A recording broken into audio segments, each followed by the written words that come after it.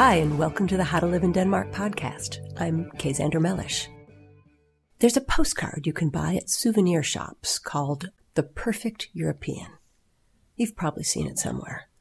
Last time I went through Kastrup Airport, there was a poster-sized version in the customs area. The postcard has been around since the 1980s, and it has several small cartoons illustrating each nationality within the 1980s EU and making a sarcastic remark about what it doesn't do best. It says, "The perfect European is as humorous as a German. The perfect European drives like the French. The perfect European is as humble as a Spaniard, as organized as a Greek, as calm as an Italian, and serves traditional British food." And according to the postcard, which I'll post on howtoliveindenmark.com, the perfect European is as discreet as a Dane.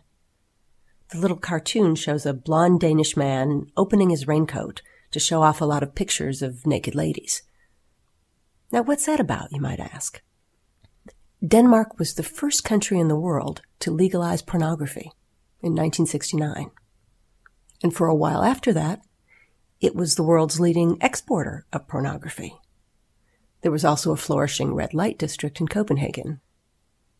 And my grandmother, who was in her 80s when I moved here, was very upset when she heard this. She said to me, "I didn't know you were moving to a sex town." Now, fast forward 30 or 40 years, Copenhagen is no longer a world center of pornography. Like shipbuilding and painting blue flowers on plates, two other former Danish industries, it can all be done more cheaply elsewhere. But Denmark is still one of the most relaxed places in the world when it comes to nudity and sex. There are naked ladies in the daily newspaper, hardcore pornography on broadcast TV at midnight. Even prime time has a lot of naked bodies.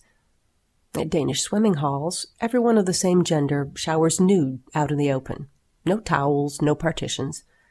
You learn a lot about how the human body ages that way. There are also almost no taboos about sex. The age of consent in Denmark is 15.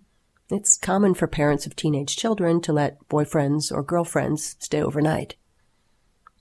One-night stands are common, but not guaranteed, as some foreign men have found out to their disappointment.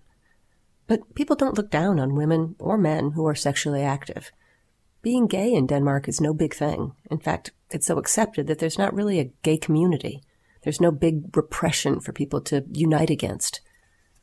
But the funny thing is, even though Denmark is very open about sex, it isn't very sexy.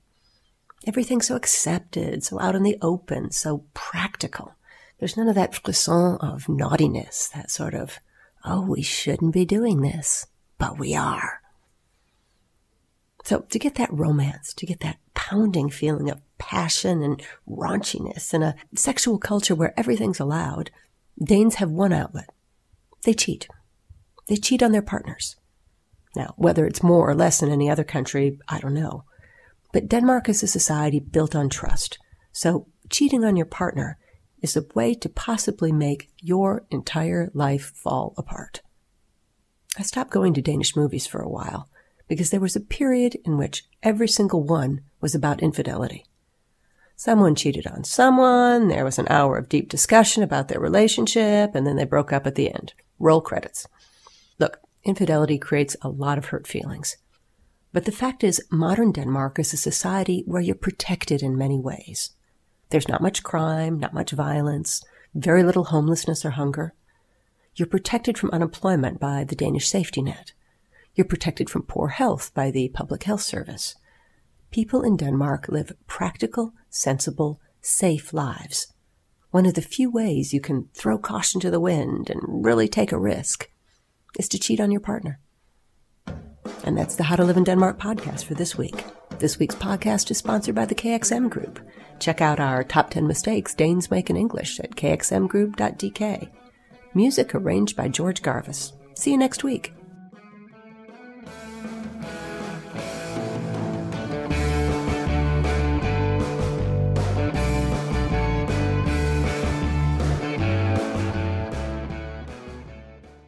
Remember, the How to Live in Denmark book is available for download on Amazon.com. You can read it on any phone or tablet. All you need is the Kindle app, and the Kindle app is free. The book's not free, but it's not very expensive either. If you read the book and enjoy it, please leave a review on your local version of Amazon.com. It helps other people find the book and find the podcast.